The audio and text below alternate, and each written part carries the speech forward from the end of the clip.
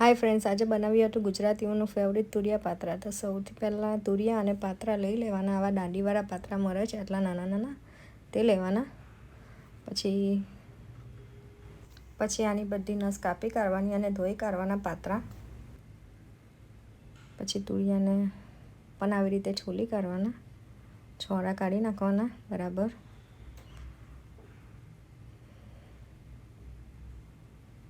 પછી આવી રીતે એકમાંથી 4 જ પીસ કરવાના, બહુ પતલા પતલા નથી કાપવાના.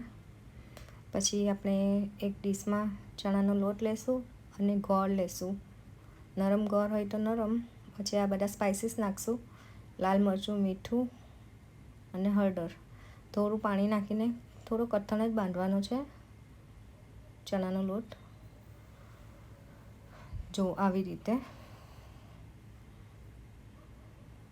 પછી આવી રીતે પાત્રા ચોપડવાના છે. બધા પાત્રા આપણે ચોપડી દઈશું, આવા નાના નાના.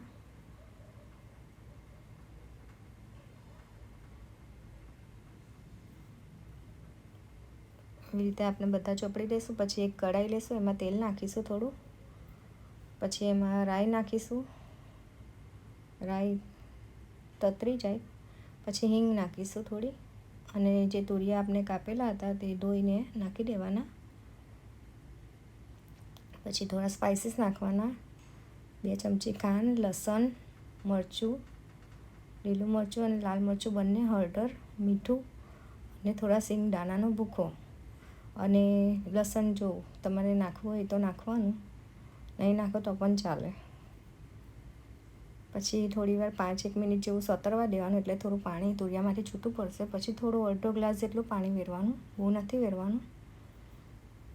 પછી આ જે પાત્રા આપણે ચોપડ્યા હતા તે બધા ગોઠવી દેવાના આવી રીતે.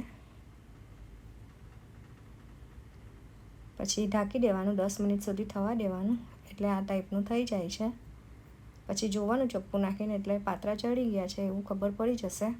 પછી ઢાંકણું નથી ઢાંકવાનું, 5 મિનિટ સુધી થવા દેવાનું, એટલે આ થોડું થિકનેસ પકડી લેશે. જો આ ટાઈપનું. તો જો અમારી આ તુરિયા પાત્રાની રેસીપી ગમી હોય તો લાઇક, શેર એન્ડ ફોલો જરૂરથી કરજો. બાય.